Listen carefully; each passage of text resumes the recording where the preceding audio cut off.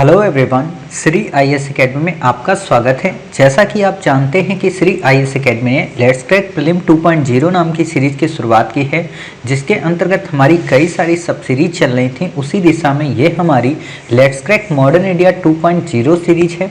अपनी इस सीरीज में ऑलरेडी हमारे डे 3 तक के इम्पोर्टेंट आर्टिकल कवर हो चुके हैं। ये हमारा डे 4 है।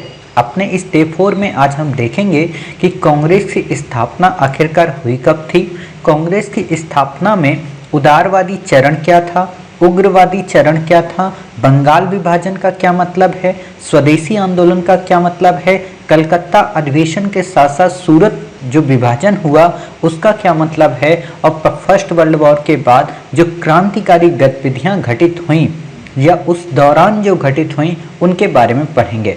तो बिना देरी किए शुरू करते हैं। चलिए शुरू करते हैं। जैसा कि आप देख रहे हैं, ये हमारी let's crack modern India 2.0 series का डे 4 है।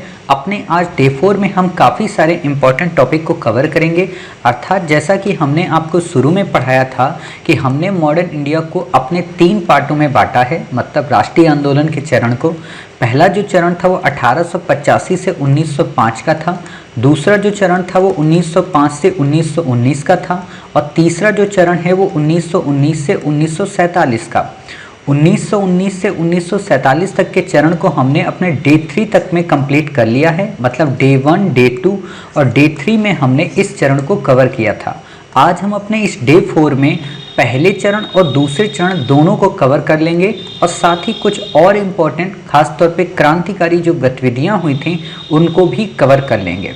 काफ़ी ज़्यादा इम्पोर्टेंट टॉपिक है। इम्पोर्टेंट यहाँ पे जो टॉपिक हैं वो सबसे ज़्यादा है आपका बंगाल विभाजन, जिस पे हमेशा क्वेश्चन आया है, स्वदेशी आंदोलन कई बार आपसे क्वेश्चन पूछा गया है, और आपका कामागाटा मारू प्रकरण, गदर पार्टी, होम रूल लीग और लखनऊ समझौते। ठीक है, ये सारी घटनाएं तो इतनी मेजर इंपॉर्टेंट हैं जिन पे इंडिपेंडेंट क्वेश्चन आता है, बट बाकी और जो घटनाएं हैं उस पे क्वेश्चन क्रम लगाने को आता है। जैसे आपको दे देगा स्वदेशी आंदोलन, मुस्लिम लीग की स्थापना, सूरत विभाजन, बोलेगा इनको क्रम में लगाइए। आपको दे देगा स्वदेशी आंदोलन, ठीक है, गदर पार्टी की स्थापना, कामागाटा मारू प्रकरण, लखनऊ समझौता, क्रम में लगाइए। ठीक है, तो क्रम की तो पीडीएफ हमने ऑलरेडी आपको प्रोवाइड भी करा दी है, और जब हम आपको ये सारी घटनाएं कवर करा देंगे तो हम इसका आपको क्रम भी एक बता देंगे। ठीक है, तो इतनी बातें क्लियर हो गई। चलिए इस पार्ट में हम अपनी जितनी भी बातें हैं उनको पढ़ें। इससे पहले एक पूरा ओवरव्यू इतनी घटनाओं का हम आपको दे दें, ताकि जब हम आपको एक एक घटना को चरणबद्ध तरीके से बताएं तो आपके दिमाग में ये पता रहना चाहिए कि हाँ, इसके बाद ये घटना होने वाली है। ठीक है, तो हम आपको एक पूरी कहानी बताते हैं और कहानी से आप चीज़ों को समझ जाएंगे। ठीक है, हमने आपको ये बता ही दिया था बहुत पहले, मतलब अपने डे 1 में जब हमने 1857 के बाद से कहानी सुनाई थी, तो हमने आपको बताया था कि देश में बहुत सारी संस्थाएं या कहें देश में उस समय बहुत सारे संगठन काम कर रहे थे, जिस कारण ब्रिटिश सरकार को दिक्कत होती थी। तो ब्रिटिश सरकार के कई ऑफिसर्स, जिसमें A.O. ह्यूम और डफरिन, इन दोनों ने मिलकर ये सोचा क्यों ना हम एक ऐसी संस्था का गठन करें जिसमें इन सभी संस्थाओं को मिक्स कर दें, और जब ये सभी संस्थाएं आपस में यहाँ पे मिक्स हो जाएंगी तो ये आपस में ही लड़ने लगेंगी, और जब आपस में लड़ने लगेंगी तो इनका ध्यान केवल आपस में ही रहेगा, हम पर ये फोकस नहीं कर पाएंगे, और इस तरीके से हम सेफ्टी वॉल्व के रूप में उपयोग कर सकेंगे, या हम कहें कि एक तरीके से हम इनकी की पूरी स्टीम को एक ही जगह पे दबा देंगे। ये सोचकर इन्होंने इस चीज़ को बनाया था। लेकिन वही बात है ना कि भारतीय मूर्ख तो थे नहीं कि अपने सारे संस्थानों को बंद करके वो कांग्रेस के झंडे के नीचे आ जाएंगे। ऐसा बिल्कुल भी नहीं था। भारतीय भी समझदार थे, अंग्रेज भी समझदार थे। भारतीयों ने वास्तव में कांग्रेस रूपी संस्था इसलिए गठित करवा ली क्योंकि उनको एक चीज पता थी, क्या, कि अगर हम अपने मन से कोई संस्था का गठन किए हैं तो ये तो अंग्रेज उसको बंद कर देंगे और उस पर प्रतिबंध लगा देंगे। लेकिन अगर एक ऐसी संस्था जिसको स्वयं अंग्रेज ही गठित करें तो वो उसको बंद भी नहीं करेंगे और ना ही उसको समाप्त करेंगे। मतलब अंग्रेजों के द्वारा ही हथियार बनवा के अंग्रेजों पर ही अटैक करना। जैसे यूपीएससी ने मेंस में एक क्वेश्चन पूछा है कि भारतीयों ने पश्चिमी हथौड़े से ही दास्ता की बेड़ियां तोड़ दी। तो पश्चिमी हथौड़े में एक कांग्रेस भी आ जाती है कि कांग्रेस की स्थापना का विचार किसने दिया था? अंग्रेजों ने दिया था कि भाई आप सब लोग आ जाओ एक झंडे के नीचे। मतलब नेशनलिस्ट बनने की या राष्ट्रीय आंदोलन की जो प्रज्वलन थी या कहें जो ज्वाला थी, उसकी प्रथम जो लौ बनी वो यहीं से शुरू हुई और यही फिर आगे परिपक्वता को प्राप्त हुई और 1947 में मुल्क को आज़ाद कराया। अब यहाँ पे जब भी मैं आपको कांग्रेस बोलूँगा ना, तो कांग्रेस को भारतीय राष्ट्रीय कांग्रेस जो यहाँ पे वर्तमान पार्टी है उस पार्टी से मत लेना, ठीक है। ये कांग्रेस नेशनलिस्ट कांग्रेस है, राष्ट्रीय कांग्रेस है, ओरिजिनल वाली, ठीक है, जहाँ पे कोई पार्टी नहीं है, कोई विचार नहीं है और कोई भावना नहीं है, जहाँ सिर्फ और सिर्फ केंद्र में देश है और देश के हित की ही बात है, ठीक है। इतनी बातें आपको क्लियर हो गई। चलिए, जब कांग्रेस की स्थापना हुई तो कहा यह जाता है कि इसमें सभी लोग नहीं आए, बुलाया तो सबको गया था बट सब लोग इसमें शामिल नहीं हुए। सिंपल सी बात है वही कि सभी लोग अगर शामिल हो जाएंगे तो फिर देश ही हमारा नहीं आज़ाद हो जाएगा। इसमें उस समय केवल 72 सदस्यों ने पार्टिसिपेट किया था और उन 72 सदस्यों में से कई सारे जो सदस्य थे वो सबके सब उदारवादी थे। उदारवादी उन लोगों को बोला जाता है जो अपनी मांगों को मनवाने के लिए याचना, प्रार्थना पत्र इसका उपयोग करते हैं। उग्रवादी उन्हें माना जाता है जो आंदोलन करते हैं, क्रांति करते हैं, जो अपनी बातों को मनवाने के लिए कई बार हिंसात्मक रवैया भी अपना सकते हैं, उनको उग्रवादी बोलते हैं। जैसे देखा होगा आपने, जैसे मैं अपने घर की बात बताऊं तो मेरे घर में जो मेरा भाई है वो थोड़ा उग्र है। मतलब उसको अगर किसी ने कुछ कह दिया तो फिर ये समझ लीजिए कि उसकी ज़िंदगी तबाह होने वाली है सामने वाले की, मतलब उसको इतनी गालियां फिर सुनाएगा, ठीक है। अब मेरी जो स्थिति है वो उदारवादी है, मैं बिल्कुल भी किसी को कुछ नहीं बोलता हूँ, ठीक है, जो हो रहा होने दो। हाँ, जब बात थोड़ी बहुत पीक की हो जाती है तो फिर मैं उससे बड़ा वाला भी उग्रवादी बन जाता हूँ। मेरे पिताजी क्या हैं, वो बीच में रहते हैं, परिस्थितियों को देख के समझते हैं। अगर उनको लगा कि अच्छा ये इंसान मान नहीं रहा है तो उग्र के भी वो बड़े वाले उग्र हैं। हालांकि तो उनका तो चेहरा ही देख के अच्छे अच्छों के पसीने छूट जाते हैं, मतलब भयावह नहीं है इतना चेहरा, मतलब डर है लोगों के अंदर, एक जो होता है ना खौफ, तो वो खौफ रहता है। तो वही चीज़ है कि उदारवादी का मतलब विनती से, याचना से, जैसे मैं आप लोगों से कहता रहता हूँ ना, भाई पढ़ लो यार, पढ़ लो भाई, पढ़ोगे तो आईएएस बन जाओगे, है ना। मेरा भाई अगर आपको पढ़ाए तो वो यही कहेगा पढ़ना तो पढ़ो, नहीं तो यहाँ से जाओ, ऐसे बोलेगा आपसे, ठीक है। तो वही है, डिफरेंस है दोनों में, तो इनको बोलते हैं, ठीक। अब यहाँ पे एक बात बता दें कि चाहे उदारवादी हो या उग्रवादी हो, ये दोनों मूर्ख नहीं थे। दोनों ने समय की नजाकत को समझते हुए अपनी परिस्थितियों के अनुरूप चीज़ों को ढाला। अब छोटी सी बात है कि भाई छोटा है तो उसको भी ये समझ नहीं है कि हर जगह पे हमें गुस्सा दिखाना जरूरी है या नहीं जरूरी है। जब हम कुछ भी नहीं होते हैं, जब परिपक्वता आ जाती तो इंसान शांत हो जाता है। आप जैसे जैसे आईएएस की स्टेज में बढ़ेंगे, जैसे जैसे ऊपर जाएंगे तो आपका लेवल अपने आप प्रबुद्ध होता जाएगा और आप हर एक चीज़ों में ये कहेंगे अरे ठीक है छोड़ो ना यार, क्या लड़ना इससे, है ना। तो वही चीज़ थी। इतनी बातें क्लियर हो गई। अब जब ये परिस्थितियां चल रही थी उदारवादियों की तो कई सारे अधिनियम आए। उन अधिनियमों के माध्यम से इन उदारवादी नेताओं ने अपनी मांगे रखी लोगों के सामने कि ठीक है, सरकार के सामने कि आप ये हमारी मांगे मान लें। सरकार ने कुछ उसमें मानी, कुछ नहीं मानी, और कुछ जो मानी थी उसको लेकर भी जो उग्रवादी दल थे वो परेशान थे। उग्रवादियों में प्रमुख नेता थे लाला लाजपत राय, बिपिन चंद्र पाल और बाल गंगाधर तिलक के साथ साथ अरविंद घोष।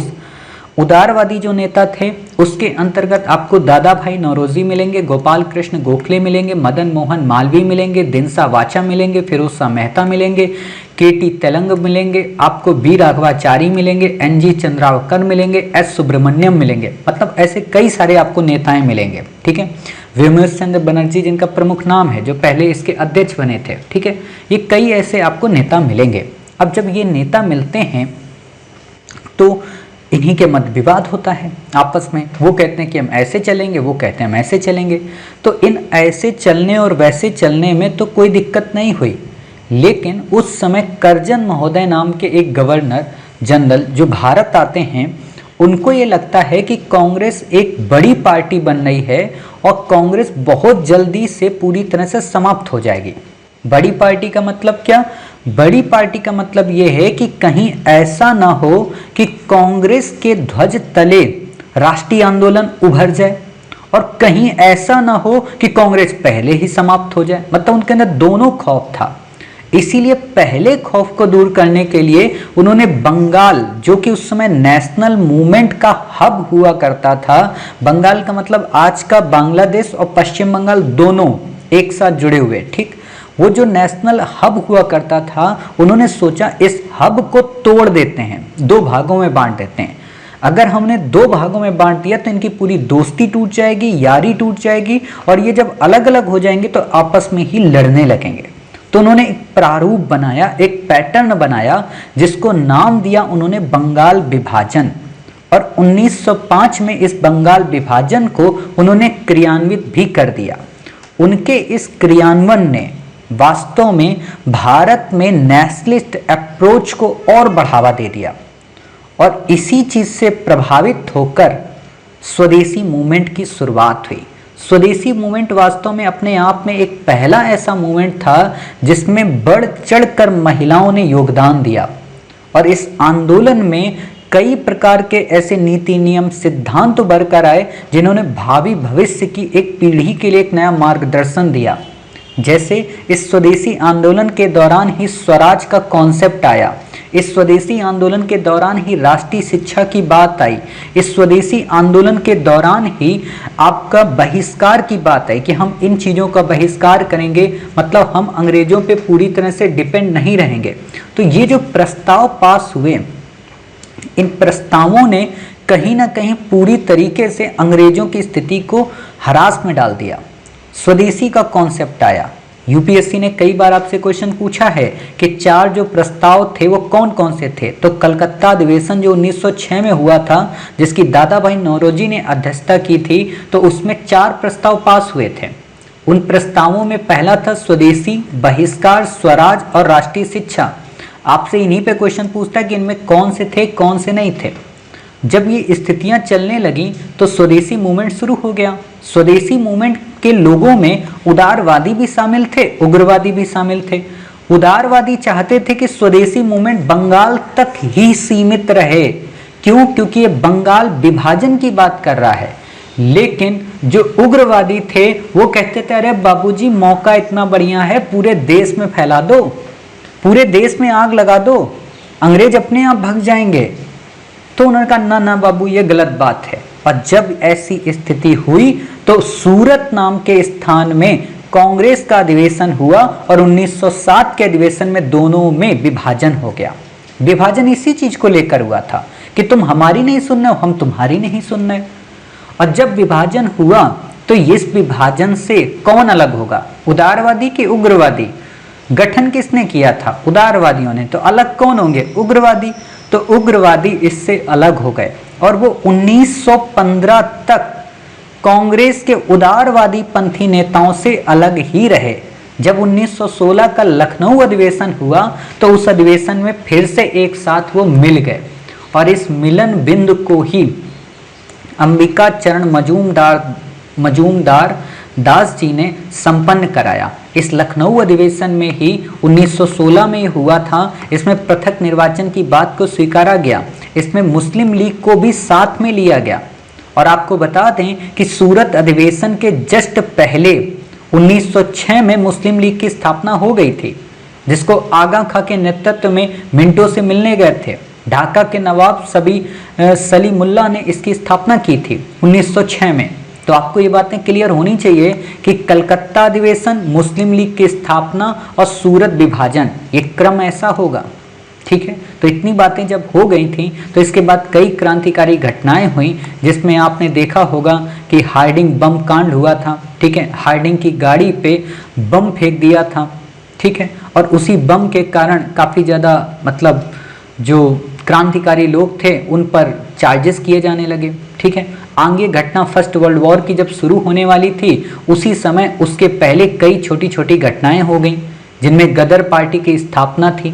उसके बाद 1914 में कामागाटा मारू प्रकरण हो जाता है, गदर पार्टी की स्थापना अपने आप में अलग थी, क्योंकि इसकी स्थापना कहाँ हुई थी? सैन फ्रांसिस्को में, ठीक है, मोहन सिंह भाकना और लाला हरदयाल सिंह के नेतृत्व में, ठीक है।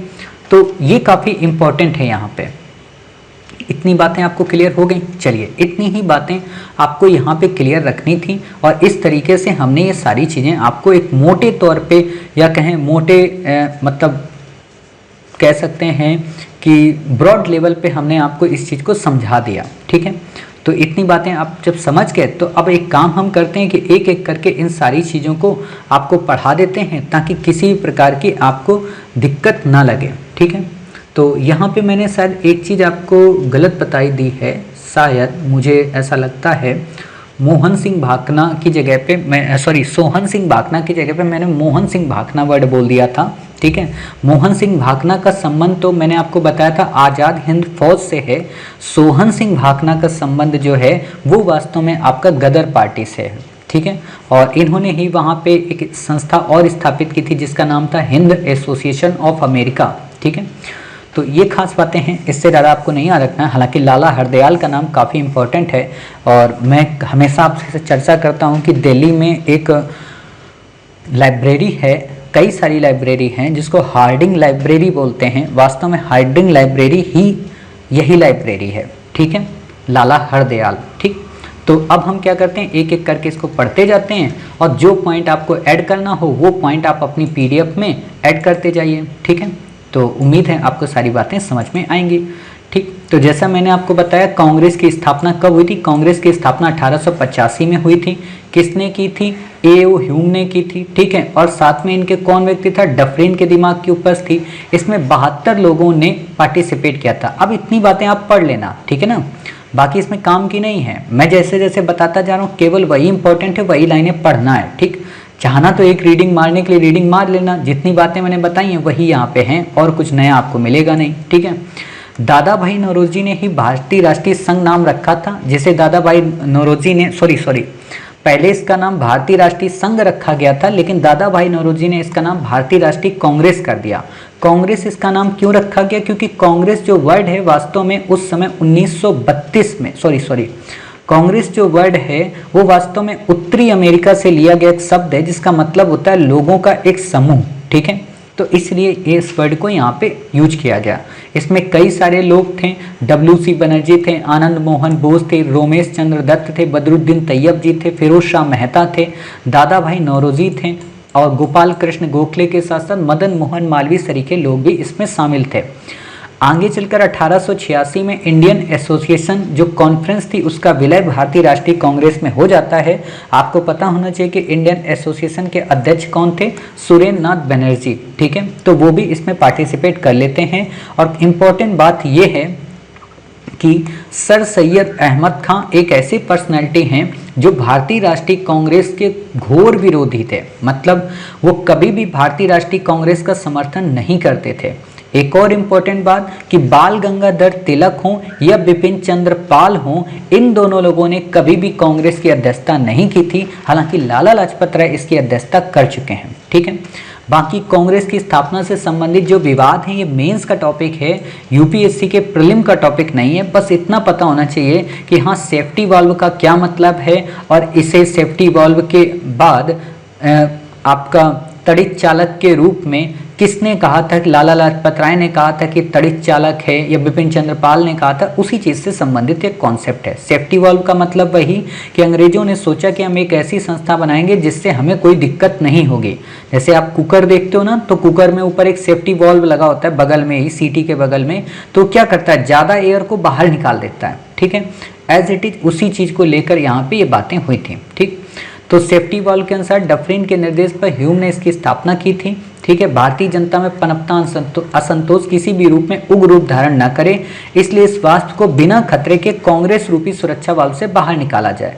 इस सेफ्टी वाल्व के सिद्धांत को लाला लाजपत राय ने यंग इंडिया में प्रकाशित किया। लाला लाजपत राय के अनुसार ये बातें सारी बताई गई, लेकिन फिर उन्होंने आगे इसी चीज़ को खंडन किया, और उन्होंने बोला कि देखिए भाई, आपकी नज़र में सेफ्टी वाल्व हो सकता है, लेकिन हमारी नज़र में सेफ्टी वाल्व नहीं था। क्यों? क्योंकि ये एक तड़ित चालक के रूप में हमने इसका उपयोग किया है, ठीक है। तो इतनी बातें समझ के इससे ज़्यादा आपको यहाँ पे यूज़ करने की ज़रूरत नहीं है, ठीक। सेफ्टी वॉल्व के प्रत्युत्तर के संदर्भ में कांग्रेस के आरंभिक नेताओं ने कांग्रेस के संस्थापक ए.ओ. ह्यूम का तड़ित चालक के रूप में प्रयोग किया। समझ गए? तड़ित चालक का मतलब वही, बिजली जब गिरती है ना, लाइटनिंग कंडक्टर, मतलब आपने देखा होगा कि जिन घरों में ऊपर एक रॉड निकली होती है, मतलब सरिया जो ऊपर निकली होती है, वो इसीलिए निकाली जाती है ताकि जब बिजली कभी गिरे तो वो सरिया पे गिरे, पूरी बिल्डिंग पे कोई खतरा ना आए। और ये सरिया पे जब गिरती तो जमीन में अपने आप बिजली चली जाती है, तो तड़ित चालक उसी को बोलते हैं। ठीक है, तो यही सारी बातें हैं, इससे ज़्यादा आपको नहीं याद रखना है। किसने क्या कहा है, इस पे क्वेश्चन बन सकता है कि बंकिम चंद्र चटर्जी ने क्या कहा कि कांग्रेस के लोग पदों के भूखे हैं। सर सैयद अहमद खान ने क्या कहा कि कांग्रेस ना तो लोगों द्वारा प्रेरित है और ना ही उनके द्वारा सोचा या योजनाबद्ध किया गया था। अश्वनी कुमार दत्त ने क्या कहा था कि कांग्रेस सम्मेलन जो है वो 3 दिन का एक तमाशा है। डफरिन क्या कहते हैं, वह जनता के उस अल्पसंख्यक वर्ग का प्रतिनिधित्व करती है जिसकी संख्या सूक्ष्म है। करजन क्या कहते हैं कि कांग्रेस अपनी मौत की घड़ियां गिन रही है। भारत में रहते हुए मेरी एक सबसे बड़ी इच्छा है कि मैं उसे शांतिपूर्वक मरने में मदद कर सकूं। बाल गंगाधर तिलक क्या कहते हैं, यदि वर्ष में हम एक बार मेढक की तरह टर्राएं तो हमें कुछ नहीं मिलेगा। देखो, इनको डिटेल में एक्सप्लेनेशन करना मेंस का टॉपिक है, बट मैं वहां करूंगा, यहाँ नहीं। ठीक है, तो एज इट इज आपको बस ये स्टेटमेंट पता होनी चाहिए, आपसे मे भी कभी भी पूछ सकता है। ठीक है, फिर बात आती है राष्ट्रीय आंदोलन का प्रथम चरण। प्रथम चरण का मतलब यही है कि कांग्रेस में क्या सभी वर्गों की भागीदारी थी, तो हाँ, कांग्रेस में अधिकांशतः सभी वर्गों की भागीदारी थी। इतनी लाइन को पढ़ने से लाख गुना बेहतर केवल एक लाइन लिख लो यहाँ पे, सभी वर्गों की भागीदारी। इसको बोलते हैं स्ट्रेटजिकल स्टडी। ठीक है, मतलब होता है ना कि हम पढ़ रहे हैं, डॉक्टर भी है, फलाने भी हैं, चाचा भी हैं, दादा भी हैं, साहित्यकार भी हैं, महिला भी हैं, पुरुष भी हैं, इन सब चीज़ों को नहीं पढ़ना है। ठीक है, आपको क्या पढ़ना है, सभी लोगों को। ठीक है, कि हाँ सभी वर्ग इसमें शामिल थे। अब यहाँ पे एक लाइन लिखी है कि कांग्रेस भारत की आम जनता की आवाज़ नहीं बन पाई। ठीक है, ये आलोचना करने वाले लोग हैं, तो आपको ऐसा कभी इसमें देगा नहीं, क्योंकि बाद में बन जाती है ना, ऐसा तो देगा नहीं प्रथम चरण में बनी थी कि नहीं बनी थी, ऐसा क्वेश्चन नहीं पूछती यूपीएससी। ठीक है, उदारवादियों की कार्यप्रणाली क्या थी वो आप समझ ही गए हैं, इसमें आपको याद नहीं रखना है। इम्पोर्टेंट है यहाँ पे कि उदारवादी नेताओं ने अपनी मांग पूरी करवाने के उद्देश्य से ब्रिटेन में दादा भाई नौरोजी की अध्यक्षता में भारतीय सुधार समिति की स्थापना की थी। इंडियन रिफॉर्म कमेटी, आपसे क्वेश्चन पूछा जा सकता है कि इंडियन रिफॉर्म कमेटी या भारतीय सुधार समिति का गठन किसने किया था, कहाँ किया था, क्यों किया था। तो उदारवादी नेता दादा भाई नौरोजी ने किया था। क्यों किया था, क्योंकि अपनी मांग मनवा सके। कहाँ पे, ब्रिटेन में। ठीक है, इतनी बातें क्लियर हो गई, इससे ज़्यादा आपको यहाँ पे कुछ भी नहीं पढ़ना है। ठीक, अब बात आती है यहाँ पे वेलवी आयोग के बारे में कि वेलवी आयोग का गठन क्यों किया गया था। तो वेलवी आयोग का गठन इसलिए किया गया था कि सरकार द्वारा जो भारतीय व्यय होता है, मतलब सरकार जो भारतीय व्यय करती है, उसकी समीक्षा की जाए। ठीक है, तो आपको ये पॉइंट याद रखना है। बाकी हम आपको आयोगों से संबंधित एक पूरी लिस्ट प्रोवाइड कराएंगे लास्ट में, तो वो आपके काम आ जाएगी। ठीक, अब बात आती है यहाँ पे जो राष्ट्रीय आंदोलन हुआ तो उसमें किस तरीके से लोग चुने गए। ठीक, तो आपको पता होना चाहिए कि प्रथम पारसी जो अध्यक्ष बने वो दादा भाई नौरोजी बने। कांग्रेस के प्रथम जो अध्यक्ष बने वो कौन थे, वेमेश चंद्र बनर्जी बने। प्रथम मुस्लिम जो अध्यक्ष थे वो बदरुद्दीन तैयब जी बने। प्रथम अंग्रेज या प्रथम ईसाई जो अध्यक्ष बने वो जॉर्ज यूल बने। इतनी बातें क्लियर हो गई। चलिए, अब बात आती है कांग्रेस के समर्थन के लिए प्राप्त करने के लंदन में एक कमेटी का गठन किया गया जिसको ब्रिटिश कमेटी ऑफ इंडिया बोलते हैं। उस कमेटी का पर्पस क्या था कि लंदन में भारतीय मसलों से अंग्रेजों को अवगत कराया जाए, और उसके लिए उन्होंने इंडिया नामक पत्रिका का भी प्रकाशन किया। मोटे तौर पर मैं अगर आपसे कहूँ, आपसे अगर क्वेश्चन ये पूछे कि ब्रिटिश कमेटी ऑफ इंडिया का क्या उद्देश्य था, तो लंदन में या कहें ब्रिटेन में अंग्रेजों का समर्थन प्राप्त करना या भारतीय मामलों के बारे में उनको जानकारी देना। ठीक है, कौन था इसका सचिव, विलियम डिग्बी। ठीक है, इससे ज्यादा आपको कुछ भी नहीं याद रखना है। ठीक है, अब बात आती है कांग्रेस समय समय पर भारतीय समस्याओं से ब्रिटिश सरकार को परिचित कराने हेतु शिष्टमंडल भी इंग्लैंड भेजती थी। ठीक है, इंग्लैंड मतलब इससे ज़्यादा आपको नहीं पूछेगा, आपको याद नहीं रखना है। धन के निष्कासन का सिद्धांत किसने दिया था, दादा भाई नौरोजी ने। ये हम आपको आगे बताएंगे। ठीक है, आरसी दत्त ने एक पुस्तक लिखी थी भारत का आर्थिक इतिहास। ठीक है, अब यहाँ पे कंफ्यूज मत होना, आरसी दत्त का नाम है रमेश चंद्र दत्त, और एक और वर्ड आता है रजनी पाम दत्त, उनका नाम है आरपी दत्त। ठीक है, उन्होंने जो बुक लिखी थी उसका नाम था इंडिया टुडे। ठीक है, इससे ज्यादा आपको नहीं याद रखना है। यूपीएससी ने एक ही बार क्वेश्चन पूछा है कि निम्न में से कौन कौन से आर्थिक इतिहासकार थे, तो रमेश चंद्र दत्त थे, दादा भाई नौरोजी थे, महादेव गोविंद रानाडे थे, और आपके आरपी दत्त भी थे। ठीक है, रजनी पाम दत्त। तो इतनी बातें क्लियर हो गई। चलिए, बाकी आपको यहाँ पे कुछ भी नहीं याद रखना, आपके काम की नहीं है। उदारवादियों की सीमाएं क्या थी, ये आपसे बिल्कुल भी नहीं क्वेश्चन पूछेगा, तो इसलिए आपको इसे नहीं याद रखना है। ठीक है, ये सारी बातें आपकी कंप्लीट हो गई। अब बात आती है वायसराय लॉर्ड डफरिन ने कांग्रेस को राजद्रोहियों की संस्था कह के पुकारा, तो आप ये भी एक तथ्य याद कर सकते हैं। ठीक, अब जब इनकी सारी बातें खत्म हो गई तो भारतीय राष्ट्रीय आंदोलन में द्वितीय चरण की शुरुआत हुई, जिसको हम 1905 से 1919 बोलते हैं।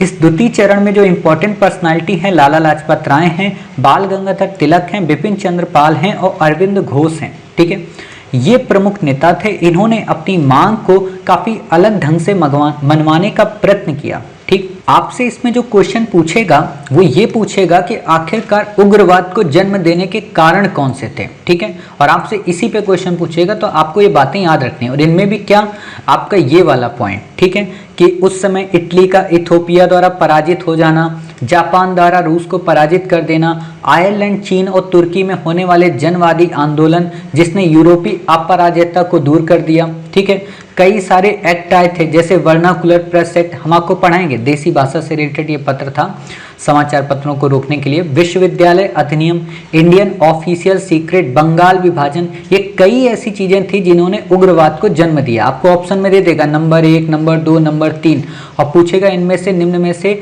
उग्रवाद को जन्म देने के कौन कौन से कारक थे, तो आप बता देना। ठीक है, इससे ज्यादा आपको यहाँ पे याद ही नहीं रखना है। तो इतनी बातें आपको क्लियर हो गई। चलिए, इससे ज़्यादा आपको यहाँ पे कुछ भी याद रखने की ज़रूरत नहीं है।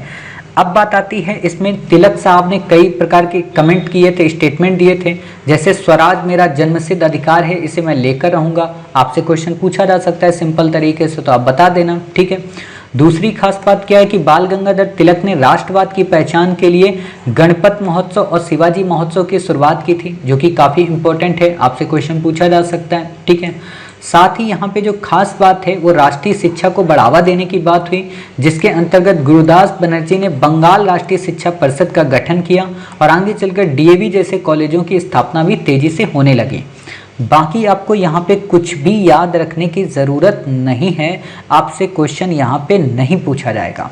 ठीक है, तो इतनी बातें आपने पढ़ ली। अब इम्पोर्टेंट यहाँ पे क्या होता है कि उग्रवादियों की सीमाएं क्या थी। सीमाएं यही थी कि ये लोग चाह रहे थे कि जो स्वदेशी मूवमेंट है उसका पूरे भारत में या कहें पूरे इंडिया में प्रचार हो, लेकिन जो उदारवादी लोग थे वो नहीं चाहते थे कि इनका प्रचार पूरे इंडिया में हो। ठीक है, जिस कारण 1907 में सूरत अधिवेशन हो गया और दोनों के दोनों धाराएं अलग अलग हो गई। ठीक, अभी हम आपको जब क्रम पढ़ाएंगे ना, हालांकि आपको बता तो दिया है, लेकिन फिर भी मैंने आपको यहाँ पे इस चीज़ को पहले बता दिया। ठीक, इंपॉर्टेंट है बंगाल विभाजन।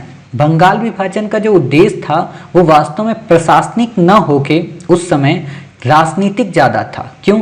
क्योंकि कर्जन को ये लगता था कि जो बंगाल का जो क्षेत्र है वो वास्तव में राष्ट्रीयता का पोषक है, अर्थात बंगाल में राष्ट्रवाद अपने चरम पे है। अतः इस राष्ट्रवाद को तोड़ने के लिए हमें इसको दो भागों में विभाजित कर देना पड़ेगा, पूर्वी बंगाल और पश्चिमी बंगाल। पश्चिमी बंगाल आज का पश्चिम बंगाल, पूर्वी बंगाल उस समय का बांग्लादेश। ठीक है, सॉरी, आज का बांग्लादेश। ठीक है, पूर्वी मतलब बंगाल का मतलब आज का बांग्लादेश। ठीक है, तो ये सारी चीज़ें यहाँ पे हुई। तो इतनी बातें आपको क्लियर हो गई। इंपॉर्टेंट यहाँ पे बंगाल विभाजन की स्टोरी पे नहीं है, इंपॉर्टेंट जो है आपका क्वेश्चन वो है सबसे ज़्यादा कि बंगाल विभाजन के संदर्भ में ही स्वदेशी आंदोलन की शुरुआत हुई। ठीक है, जिसके अंतर्गत 16 अक्टूबर 1905 को शोक दिवस के रूप में मनाया गया।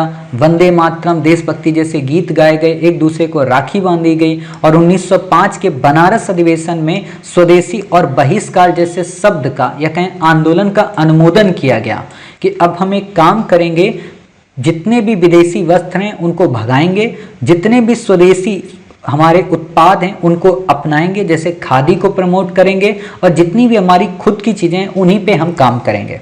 ठीक है। और सिंपल सी बात है, जब बहिष्कार करोगे तो स्वदेशी तो काम करना ही पड़ेगा ना। और इस स्वदेशी को बढ़ावा देने के लिए कई सारे लोग आगे आए, जिनमें अगर हम बात करें तो बाल गंगाधर तिलक, लाला लाजपत राय, ये सब लोग काम आगे आए। और इसी में एक व्यक्ति थे वेलेंटाइन चिरोइल, जो कि बाल गंगाधर तिलक को बोलते हैं कि भारतीय अशांति के जनक हैं। मतलब ये अगर ना होते तो भारत में काफ़ी शांति रहती। लेकिन वही होता है ना, कहने वालों को कहने दो, उससे क्या मतलब है। इम्पोर्टेंट बात यह है कि तिलक ने बम्बई और पुणे में स्वदेशी आंदोलन का नेतृत्व किया। अजीत सिंह और लाला लाजपत राय ने पंजाब में और उत्तर प्रदेश में किया। सैयद हैदर रजा ने दिल्ली में किया। चिदम्बरम पिल्ले, सुब्रमण्यम अय्यर, पी आनंद चार्लू, टी.एम. नायक जैसे लोगों ने मद्रास प्रेसिडेंसी में स्वदेशी आंदोलन को बढ़ावा दिया। अब आपसे क्वेश्चन पूछा जा सकता है कि स्वदेशी आंदोलन केवल बंगाल तक सीमित था, तो ऑप्शन गलत हो जाएगा ना, क्योंकि आप देख रहे हो मद्रास प्रेसिडेंसी तक ये पहुंच चुका था। ठीक है। इसमें बहिष्कार आंदोलन के अंतर्गत न केवल विदेशी वस्त्रों का बहिष्कार था, बल्कि स्कूल, अदालत, उपाधियां, सरकारी नौकरियां, इन सब का बहिष्कार था। और इसीलिए आप देखेंगे भारत में राष्ट्रीय स्कूल की शुरुआत होती है, राष्ट्रीय आर्ट ऑफ पेंटिंग की शुरुआत होती है, जिसमें आप कई सारे नाम देखते हो। ठीक है। अवनींद्रनाथ टैगोर का नाम जिसमें प्रमुखता से लिया जाता है। प्रफुल्ल चंद्र राय ने बंगाल केमिकल्स स्वदेशी स्टोर्स की स्थापना की। रविन्द्रनाथ टैगोर ने आमार सोनार बांग्ला लिखा। सब कुछ इसी समय हो रहा था। ठीक है। इंपॉर्टेंट यही बात है कि आपको ये चीज़ें याद रखनी है। स्वदेशी आंदोलन के दौरान ही एक संस्था थी, स्वदेश बांधो समिति, जिसकी स्थापना 12 साल के अध्यापक अश्वनी कुमार दत्त ने की थी। ठीक है। तो आपसे क्वेश्चन पूछा जा सकता है कि अश्वनी कुमार दत्त ने किस समिति का गठन किया था, तो स्वदेश बांधो समिति ने। ठीक है। बंगाल की अनुशीलन जो समिति थी वो पहली क्रांतिकारी संस्था थी, जिसको बारिंद्र कुमार घोष और भूपेंद्र नाथ दत्त ने गठित किया था। आपसे क्वेश्चन पूछा जा सकता है कि अनुशीलन समिति के संस्थापक कौन थे, तो बारिंद्र कुमार घोष और भूपेंद्र नाथ दत्त। युगांतर इसका एक प्रमुख पत्र था। इससे ज़्यादा आपको यहाँ पे कुछ भी याद रखने की ज़रूरत नहीं है, आपसे क्वेश्चन यहाँ पे नहीं पूछा जाएगा। ठीक है। इंपॉर्टेंट बात क्या है कि स्वदेशी आंदोलन के समय पहली बार महिलाओं ने घर से बाहर निकलकर आंदोलन में भागीदारी दिखाई। अब ध्यान देना, पहली बार इसमें बगी थी घर से। ठीक। दूसरी बात, सबसे ज्यादा संख्या में कब आई थी, असहयोग में, और उससे भी ज्यादा संख्या में कब आई थी, आपका सविनय अवज्ञा में। ठीक है। इतनी बातें क्लियर याद रखनी है। खास बात क्या है कि यह आंदोलन किसानों और मुसलमानों की भागीदारी से वंचित रह गया। मतलब स्वदेशी मूवमेंट में न तो किसानों ने सहयोग किया और ना ही मुसलमानों ने सहयोग किया। ठीक है। ये इंपॉर्टेंट बात है, आपको याद रखना है। यहाँ पे आपसे क्वेश्चन घुमा सकता है कि इसमें किसानों और मुसलमानों ने बढ़ चढ़कर भाग लिया, तो आपको साहब गलत है। ठीक है। इतनी बातें हो गई। जब इतनी बातें हो गई, कांग्रेस अपने चरम पे पहुंच जा रही थी, तो मुस्लिम लीग को अच्छा थोड़ा ना लगता। तो मुस्लिम लीग ने सोचा क्यों ना हम एक काम करें, और उसके लिए उन्होंने फूट डालने की नीति को अपनाया, जो कि अंग्रेजों की परंपरागत नीति ही रही थी। उसके अंतर्गत उन्होंने क्या किया, उसके अंतर्गत उच्च वर्गीय मुसलमानों से एक पृथक संगठन करने की बात की, जिसमें शिमला में वायसराय लॉर्ड मिंटो से मिलते हैं जाके, और मिलने के बाद आगा खान ने आगे चलकर ये कहा कि चलो हम एक मुस्लिम लीग का गठन करेंगे, और इसी के गठन को प्रमुखता प्रदान की नवाब सलीमुल्लाह ने। आपसे इस पे क्वेश्चन ये नहीं पूछता है कि मुस्लिम लीग के बारे में आप डिटेल में बताओ। आपसे जो क्वेश्चन पूछता है वो ये पूछता है कि मुस्लिम लीग की जो स्थापना हुई थी उसका क्रम में स्थान क्या था। मतलब सूरत विभाजन पहले हुआ था कि मुस्लिम लीग की स्थापना हुई थी, तो पहले मुस्लिम लीग की स्थापना हुई थी, बाद में सूरत विभाजन हुआ था। नाम बस याद रखते हैं इतना, सलीमुल्लाह। ठीक है। बाकी आपको यहाँ पे कुछ भी नहीं याद रखना है। आगा खां मुस्लिम लीग के प्रथम अध्यक्ष चुने गए थे। ये आपका इंटरव्यू में भी क्वेश्चन पूछा जा सकता है। ठीक है। प्रीलिम की दृष्टि से नहीं पूछेगा। बाकी आपको यहाँ पे कुछ भी याद रखने की ज़रूरत नहीं है। फिर बात आती है कलकत्ता, कांग्रेस का कलकत्ता अधिवेशन। ठीक है। 1906 में कलकत्ता में अधिवेशन होता है, जिसमें अध्यक्ष पद को लेकर विवाद आता है। नरमपंथी और गर्मपंथियों के मध्य विवाद ये होता है कि कोई चाहता है कि हम इनको अध्यक्ष बनाएं, कोई चाहता है हम इनको अध्यक्ष बनाएं। लेकिन वही है कि दादा भाई नौरोजी को इसका अध्यक्ष बनाया गया और इस विवाद को समाप्त कर दिया गया। इसी कलकत्ता अधिवेशन में 4 प्रस्ताव पास हुए: स्वदेशी, बहिष्कार, राष्ट्रीय शिक्षा, स्वशासन या फिर स्वराज। ठीक है। यहाँ पे ये कोई भी वर्ड आपको मिल जाएगा, स्वशासन हो या स्वराज हो, एक ही वर्ड है। ठीक है।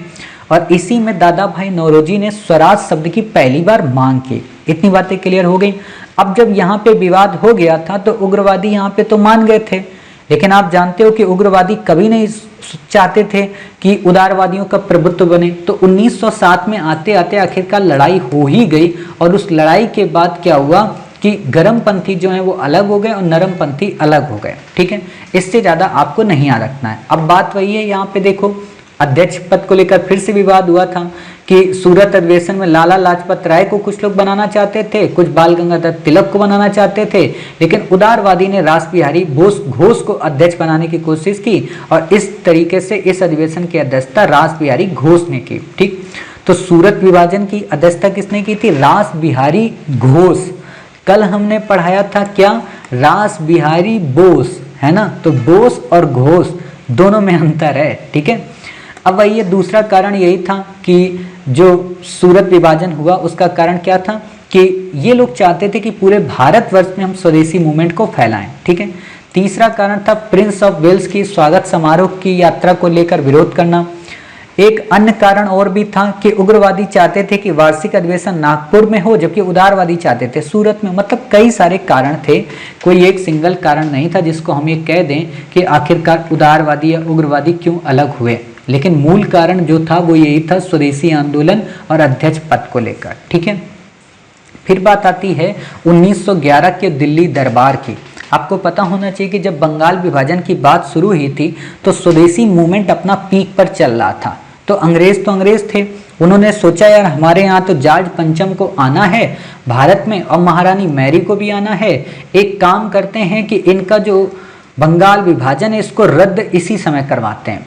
तो इस समय को बेहतरीन बनाने के लिए, यानी कि जॉर्ज पंचम को एक उदार पूर्वक राजा दर्शाने के लिए और महारानी मैरी को एक खुशी देने के लिए अंग्रेजों ने कह दिया कि ठीक है भाई, अब हम बंगाल विभाजन को रद्द करते हैं, और बंगाल विभाजन को रद्द करने के साथ ही जो हमारा राजधानी है कलकत्ता उसको ट्रांसफर करके दिल्ली ले जाते हैं। साथ ही इसमें जो एक प्रोविजन किया वो ये कि बंगाल विभाजन के बाद उड़ीसा और बिहार को बंगाल से पृथक कर देते हैं, असम में सिलहट को मिलाकर एक अलग से प्रांत का गठन करते हैं। इतनी बातें यहाँ पे की गई थी। आपको बस दो बातें इंपॉर्टेंट याद रखनी है कि दिल्ली दरबार जो हुए थे वो 3 हुए थे पूरे ब्रिटिश काल के दौरान। पहला जो हुआ था दिल्ली दरबार वो 1877 में हुआ था, जब महारानी विक्टोरिया को भारत की सामग्री ज्ञात बताया गया और कैसरे हिंद की उपाधि दी गई। दूसरा जो हुआ था वो हुआ था 1903 में। ठीक है, लॉर्ड कर्जन के टाइम पीरियड पे, इस समय इंग्लैंड के राजा एडवर्ड 7 की ताजपोशी की गई थी। और तीसरा जो दिल्ली दरबार हुआ था वो लॉर्ड हार्डिंग के समय काल में, तृतीय दिल्ली दरबार, जिसमें जॉर्ज पंचम और महारानी मैरी आई थी। मतलब टोटल 3 ही दरबार हुए हैं दिल्ली के, बाकी इसमें ज़्यादा दरबार नहीं हुए। ठीक, तो इससे ज़्यादा आपको यहाँ पे नहीं याद रखना है। अब इम्पॉर्टेंट बात यह कि दिल्ली षड्यंत्र केस का संबंध किससे था? तो क्रांतिकारियों से रिलेटेड था। ठीक है, उस समय रास बिहारी बोस, अब याद आया, रास बिहारी बोस यही भाग के चले जाते हैं कहाँ? कहाँ पे चले जाते हैं? आपके जापान, सिंगापुर, यहाँ टहलते रहते हैं। और इन्होंने ही आगे चल के फिर आज़ाद हिंद फौज को एक क्रियान्वित रूप दिया था। ठीक, तो ये रास बिहारी बोस यहाँ आपको दिख रहे हैं, और यहाँ पे आपको कौन से दिख रहे हैं? रास बिहारी घोष। ठीक है, तो इसलिए मैंने आपको यहाँ पे दोनों चीज़ें बता दी ताकि आपको दोनों में दिक्कत ना आए। ये देखो रास बिहारी बोस हैं, ये ये घोष हैं, ये आपके बोस हैं। ठीक है, तो कंफ्यूज मत होना। मुझे याद है कि मैं एक बार एक हिस्ट्री पढ़ाने वाले टीचर से बात कर रहा था ऐसे ही, तो मैं गया था ऐसे ही, मतलब मैंने अधिकांश जगह पे क्लासेस ली हैं इसलिए ताकि मैं ये देखता था कि ये लोग कितना गलत पढ़ाते हैं। तो मैं एक ऐसे ही संस्थान में चला गया वहाँ पे कि चलो आज इनको देख लेते हैं भाई ये कैसा पढ़ाते हैं। तो वहाँ गया तो उस टीचर ने कम से कम 10 बार एक ही चीज़ बताई कि देखो भारतीय राष्ट्रीय आंदोलन 3 चरणों का है, उदारवादी, उग्रवादी, गांधीवादी। उदारवादी जो 1885 से 1905, उग्रवादी जो 1905 से 1919, गांधीवादी जो 1919 से 1947। अच्छा बच्चों, तुमको समझ में आ गया? हाँ समझ में आ गया, फिर से याद रखना। ऐसे बार बार बोल रहा था। मैंने कहा अच्छा ठीक है भाई। फिर जब ये हो गया उसके बाद जब रास बिहारी बोस और घोष का मैटर आया तो बार बार बता रहे रास बिहारी जो घोष है ना ये गांधीवादी हैं, रास बिहारी जो घोष है ना ये उदारवादी हैं, रास बिहारी जो बोस है ना वो क्रांतिकारी हैं। ऐसे बार बार बताते थे और बार बार पूछते रहते थे, समझे नहीं समझे? तो हम बोल देते थे जी गुरुवर समझ गए आपकी बात, है ना। मतलब ऐसे ऐसे होते हैं ना कई सारे लोग। तो इतनी बातें आपको क्लियर हो गए। दिल्ली षड्यंत्र केस किससे रिलेटेड है? क्रांतिकारियों से, ठीक है। चलिए अब बात करते हैं आगे। फर्स्ट वर्ल्ड वॉर के दौरान कई सारी क्रांतिकारी गतिविधियां हुई वर्ल्ड लेवल पे, तो आपसे उस पर क्वेश्चन पूछा जा सकता है, ठीक है। इंपॉर्टेंट क्या है कि लाला हरदयाल ने एक संस्था का गठन किया था, भारतीय स्वतंत्रता समिति का, इंडियन फ्रीडम कमेटी का, ठीक है। आपको ये याद रखना है, आपसे क्वेश्चन पूछा जा सकता है।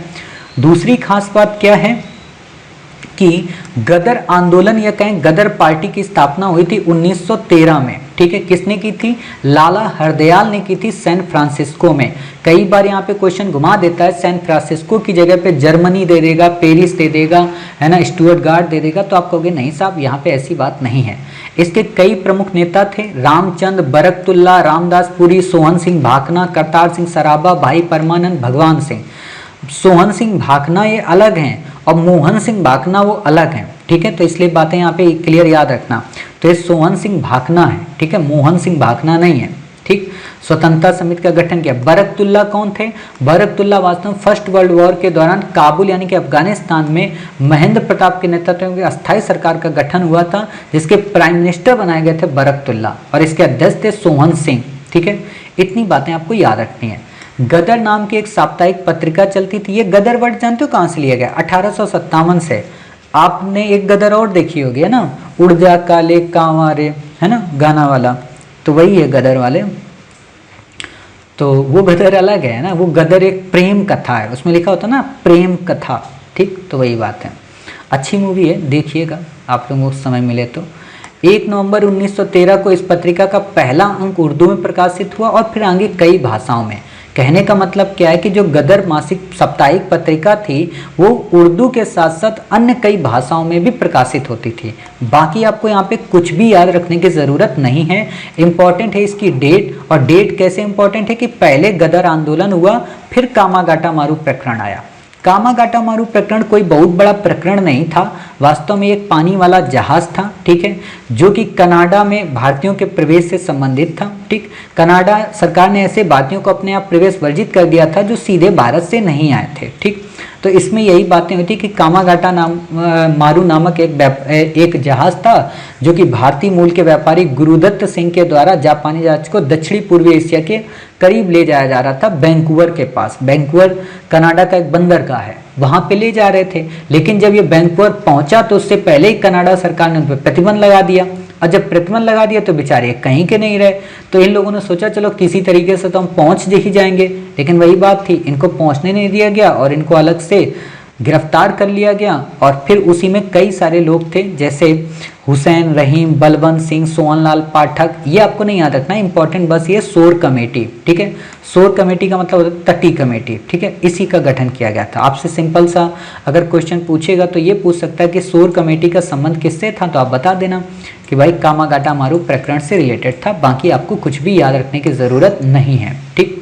अब इम्पॉर्टेंट बात यहाँ पे क्या है, होम रूल लीग आंदोलन। 1916 में 2 होम रूल लीग की शुरुआत हुई, पहली बाल गंगाधर तिलक की, दूसरी एनी बेसेंट की। बाल गंगाधर तिलक की जो थी वो पहले स्थापना हुई, इसका क्षेत्र काफी सीमित था। एनी बेसेंट की जो थी उसका क्षेत्र काफी व्यापक था।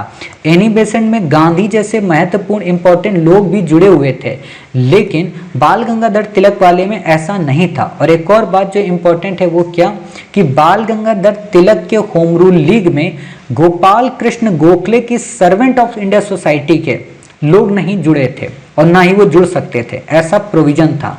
अगर यहाँ पे कहीं मिलेगा तो हम आपको बता देंगे।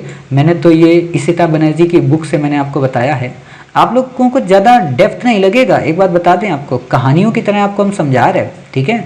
और क्योंकि काफ़ी सारी बुक है ना तो उनको कंपाइल करना पड़ा। और दूसरी बात यह है कि मैं कैसे पढ़ा दे रहा हूँ आपको प्रीलिम के लिए हिस्ट्री, ये मैं खुद ही सोचता हूँ थोड़ी देर के लिए, क्योंकि मैं इन एक एक टॉपिक पे 2-2 घंटे बोलने की क्षमता रखता हूँ। लेकिन वही होता है ना कि प्रीलिम है तो इसलिए प्रीलिम के हिसाब से पढ़ा दे रहे हैं, ठीक है। मेंस होता, ऑप्शनल होता तो फिर उसकी बात ही अलग है, ठीक। तो इतनी बातें आपको क्लियर हुई। तो तिलक का जो नारा था स्वराज मेरा जन्मसिद्ध अधिकार है, वो यहाँ पे कॉन्सेप्ट आया। ठीक है, इससे ज़्यादा आपको यहाँ पे नहीं रखना है। जैसे मैंने आपको बताया ना कि तिलक की जो होम रूल लीग थी वो वास्तव में कर्नाटक, महाराष्ट्र, मध्य प्रांत व बराड़ तक सीमित थी, जबकि एनी बेसेंट की जो होम रूल लीग थी वो उसका क्षेत्र काफ़ी व्यापक था। मतलब इन क्षेत्रों को अगर हम छोड़ दें तो पूरे भारतवर्ष में। ठीक है, इसमें कई सारे लोग एनी बेसेंट के साथ शामिल थे, जैसे जॉर्ज अरुंडेल, सीपी रामास्वामी अय्यर, ये लोग शामिल थे। ठीक है, एनी बेसेंट के आंदोलन का कार्यक्षेत्र काफ़ी विस्तृत था, है ना, इससे ज़्यादा आपको नहीं याद रखना है। इसमें कई सारे प्रमुख नेता भी जुड़े हुए थे, जैसे मोतीलाल नेहरू, भूलाभाई देसाई, चित्तरंजन दास, तेज बहादुर सप्रू, मदन मोहन मालवीय, लाला लाजपत राय, जवाहरलाल नेहरू, है ना, बनर्जी आदि, इन्होंने सदस्यता इनकी ग्रहण की थी। और ख़ास बात क्या है कि एनी बेसेंट को 1917 में कांग्रेस अधिवेशन की प्रथम महिला अध्यक्ष बनाया गया। अब यहाँ पे क्वेश्चन 5 बार यूपीएससी ने पूछा है और मूर्ख बनाया है जबरदस्त लोगों को। तो देखो मैं बता दे रहा हूँ, आप चाहो तो साइड में यहाँ पे लिख लो। ठीक, अगर आपको क्वेश्चन आ जाए कि प्रथम महिला कांग्रेस अध्यक्ष कौन बनी थी, तो एनी बेसेंट। ठीक है, प्रथम महिला कांग्रेस अध्यक्ष, समझ गए। ठीक है, दूसरी क्वेश्चन क्या पूछा जा सकता है, प्रथम भारतीय महिला कांग्रेस अध्यक्ष कौन बनी थी, तो सरोजिनी नायडू। ठीक है, तीसरा क्वेश्चन आपसे पूछा जा सकता है कि प्रथम गैर भारतीय कांग्रेस अध्यक्ष कौन बनी थी। ठीक है, तो एनी बेसेंट। समझ रहे हो ना, प्रथम गैर भारतीय, प्रथम भारतीय, प्रथम महिला। ठीक है, तो ये तीनों चीजें आप समझ गए। तो इसी पे आपसे क्वेश्चन पूछता है, तो ये बातें आपको याद रखना है। ठीक, तो प्रथम महिला अध्यक्ष बनाया गया। एनी बेसेंट के कई पत्र थे, जिसमें न्यू इंडिया और कॉमनवेल्थ। यंग इंडिया किसका है, गांधी जी का, लाला लाजपत राय जी का। ठीक है, न्यू इंडिया और कॉमनवेल्थ एनी बेसेंट का है। ठीक, अब बात आती है कि इस आंदोलन में एनी बेसेंट की कई पत्रिकाएं ये काम कर रही थी, जिसमें तिलक की मराठा थी अंग्रेजी में और केसरी थी मराठी में। ठीक है, इससे ज़्यादा आपको कुछ भी याद नहीं रखना है। ठीक, अब बात आती है इस आंदोलन की क्या खास बात थी। तो इस आंदोलन ने जो मॉन्टेस्क्यू चेम्सफोर्ड घोषणा थी उसका काफ़ी ज़्यादा समर्थन किया था। मतलब एनी बेसेंट की यही एक यहाँ पे कमी हो जाती है कि उन्होंने मॉन्टेस्क्यू चेम्सफोर्ड जो रिपोर्ट थी उसका समर्थन किया था। तिलक व एनी बेसेंट के प्रयासों से ही लखनऊ समझौता 1916 का हुआ और उस समझौते को अंबिका चरण मजूमदार दास जी ने अध्यक्षता की थी। और उसकी खास बात यही थी कि उग्रवादियों को शामिल किया गया, मुस्लिम लीग को साथ में लिया गया, पृथक निर्वाचन की व्यवस्था को स्वीकार किया गया। यहीं पे क्वेश्चन घुमा देगा कि पृथक निर्वाचन की व्यवस्था को अस्वीकार किया गया। अस्वीकार कब किया गया था बताइए, नेहरू रिपोर्ट में, इसमें तो स्वीकार किया गया था। ठीक है, इससे ज़्यादा आपको यहाँ पे कुछ भी इसमें नहीं याद रखना है। ठीक, खास बात क्या कि मदन मोहन मालवीय ने कांग्रेस व लीग के मध्य होने वाले इस समझौते का विरोध किया था। ठीक है, तो इतनी बातें आप समझ गए। वही बात है, वो नहीं चाहते थे हिंदू मुसलमान एक हों। अब क्यों नहीं चाहते थे, उसके कई सारे रीजन है, डेप्थ में पढ़ाएंगे। लड़ने मत लग जाना मुझसे कि अरे मास्टर ऐसा कैसे आप बोल दिए, है ना। इतनी बातें क्लियर हो गई। चलिए, होम रूल लीग ने भारतीय स्वतंत्रता आंदोलन को एक नई दिशा दी। आपसे इससे ज़्यादा क्वेश्चन नहीं पूछेगा। इंपॉर्टेंट क्या है, इंपॉर्टेंट ये है कि 1917 में होम रूल लीग के मुख्य नेता जो थे Annie Besant, George Arundale, VP Wadia को गिरफ्तार कर लिया, जिसके विरोध में सर सुब्रमण्यम अय्यर ने सर की उपाधि वापस कर दी। आपको नहीं याद रखना, आपसे क्वेश्चन नहीं पूछेगा। ठीक है, तो इतनी बातें आपको क्लियर हो गई, बस इससे ज़्यादा आपको यहाँ पे नहीं पढ़ना है। तो इस तरीके से हमने ये चीज़ें कवर करा दी आपको। अब यहाँ पे रह जाता है क्या, मॉन्टेस्क्यू चेम्सफोर्ड घोषणा। आप में से कई सारे बच्चों को लगता होगा ना मॉन्टेस्क्यू चेम्सफोर्ड घोषणा सर आपने नहीं पढ़ाई, तो मैं उसके बारे में बस 2-3 बातें आपको बता दूं कि मॉन्टेस्क्यू जो चेम्सफोर्ड घोषणा थी वो 1919 में आई। पहली बार इसमें लोक सेवा आयोग के गठन की बात की गई। दूसरी चीज़, इसमें प्रांतों में द्वैत शासन आया और केंद्र में द्विसदनीय व्यवस्था आई। द्वैत शासन का मतलब क्या होता है कि विषयों का 2 भागों में विभाजन किया गया, हस्तांतरित और आरक्षित। ठीक है, और एक बात और बता दें, इसमें पहली बार प्रत्यक्ष निर्वाचन की बात आई और विधानमंडल के गठन की बात आई। ठीक है, तो इतनी बातें आपको यहाँ पे याद रखनी। बाकी हम ये पूरा का पूरा जो कॉन्सेप्ट है इसको कहाँ पे पढ़ाएंगे, इसको हम आपको पढ़ाएंगे जब हम आपको मतलब भारतीय इतिहास में अधिनियम को जब पढ़ा रहे होंगे या कहें कि ऐतिहासिक घटनाक्रम को पढ़ा रहे होंगे, तो वहाँ पे आपको कवर कराएंगे। इसी में मॉडर्न इंडिया में ही हम आपको कवर करा देंगे, क्योंकि इंडियन पॉलिटी में हमने आपको नहीं पढ़ाया है। ठीक है, तो इस तरीके से आज के हमने अपने पार्ट को डे 4 को कवर किया। उम्मीद है कि आज का डे 4 आपको समझ में आया होगा। ये बस इम्पोर्टेंट जितना था उतना मैंने बता दिया। अब मैं आपको यहाँ पे जो एक बात बोल रहा था कि मैं आपको इसका क्रम एक बताऊंगा, ठीक है, तो वो क्रम मैं आपको बता दे रहा हूँ ताकि आपको चीज़ें याद रहें। पहला, कांग्रेस की स्थापना हुई। दूसरा, उदारवादी। तीसरा, उग्रवादी। चौथा, बंगाल विभाजन। पांचवा, स्वदेशी आंदोलन। छठा, आपका 1906 का अधिवेशन। सातवां, मुस्लिम लीग का गठन। आठवां, सूरत विभाजन।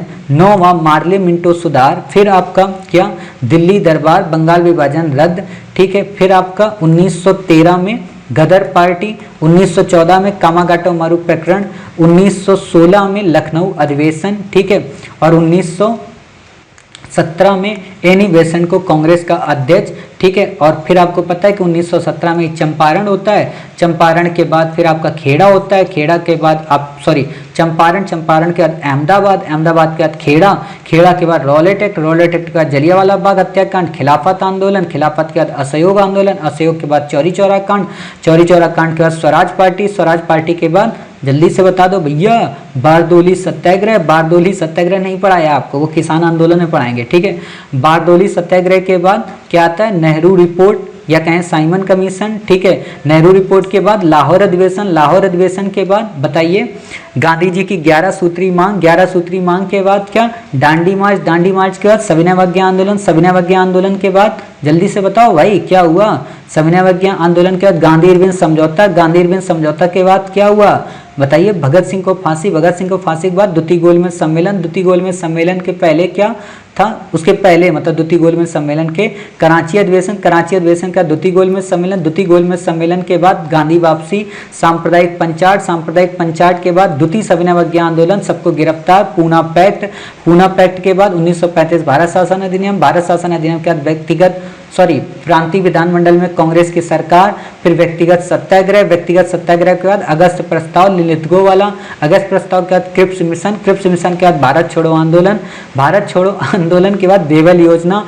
शिमला समझौता, शिमला समझौते के बाद राजगोपालाचारी फार्मूला, राजगोपालाचारी फार्मूला के बाद जल्दी से बता दो भाइयों, आज़ाद हिंद फौज, आज़ाद हिंद फौज के सैनिकों पर मुकदमा, लाल किला का मुकदमा, लाल किला के मुकदमे के बाद शाही नौसेना विद्रोह, शाही नौसेना विद्रोह के बाद कैबिनेट मिशन, कैबिनेट मिशन के बाद बताइए क्या था, कैबिनेट मिशन के बाद आपका एटली घोषणा, एटली घोषणा के बाद लॉर्ड माउंटबेटन योजना यानी कि Dickie Bird plan, Dickie Bird plan कहो, बाल्कन प्लान कहो, कुछ भी प्लान कहो, उसके बाद भारतीय स्वतंत्रता अधिनियम 1947 और फिर हमारा मुल्क आज़ाद, जय हिंद जय भारत, वंदे मातरम, भारत माता की जय, ठीक है।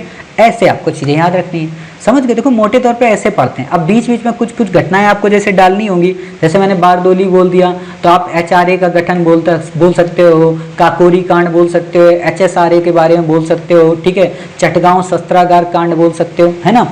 आपको यहाँ पे डिस्प्यूट याद होने चाहिए, ट्रेड डिस्प्यूट बिल आपको पता होना चाहिए, मेरठ षड्यंत्र केस पता होना चाहिए, दिल्ली षड्यंत्र मैंने ऑलरेडी आपको बता दिया, है ना। ऐसी चीज़ें आप याद रखा करो ओरली। और मैं यही कहूँगा जब क्लास करते हो ना, इसके पहले पूरा क्विक एंड फास्ट मोड में एक बार रिवीजन मार लिया करो, ठीक। तो उम्मीद है आपको पूरी क्लास समझ में आई। आज क्लास थोड़ी सी छोटी थी क्योंकि कम आर्टिकल हैं भाई, जो इंपॉर्टेंट है वो इंपॉर्टेंट पढ़ा दिया, जो इंपॉर्टेंट नहीं उस पर मगजमारी थोड़ा ना करेंगे। तो स्वदेशी आंदोलन पे फोकस करना, जितनी भी घटनाएं हैं इनके कार्यक्रम पे फोकस करना। उम्मीद है कि आपके कई सारे क्वेश्चन सॉल्व हो जाएंगे अपने आप, ठीक है। तो मिलते हैं अपने नेक्स्ट पार्ट में, तब तक अपना ख्याल रखिए, स्वस्थ रहिए। जय हिंद जय भारत, वंदे मातरम, भारत माता की जय।